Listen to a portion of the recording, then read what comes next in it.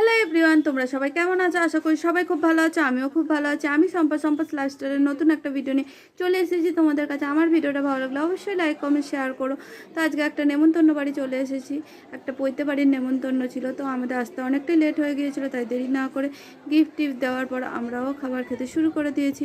আর প্রথমে ঢুকেই দেখতেই পেলে খুব সুন্দরভাবে সাজানো ছিল গেটটা, আর চারিদিকটাও দেখতেই পাচ্ছ অনেক রকমের আইটেম। আর এইদিকে মকটেল কাউন্টার। আমি একটা প্রথমেই ঠান্ডা জুস নিয়ে নিয়েছি। আর গরম থেকে এসে ঠান্ডা খেতে সকলেরই ভালো লাগে, আমার তো বেশ ভালো লাগে।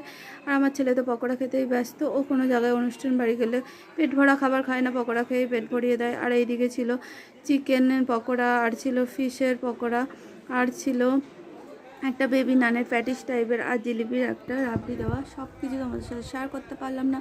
আর ছিল 10-12 রকমের একটা স্যালাডের আইটেম, তার মধ্যে কয়েকটা তোমাদের সাথে শেয়ার করলাম। আর ছিল হচ্ছে যে খাবারে মেনুতে 2 রকমের রাইস, মাটন, আর ছিল ফিশ পাই, পাতুরি, বেবি নান, আরও অনেক অনেক কিছু। তো আমরা সব কিছু শেয়ার করতে পারলাম না। আর ছেলে দেখলে আইসক্রিম আগেই শুরু করে দিয়েছে। লাস্টে পান নিয়ে বাড়ি এলাম। টাটা।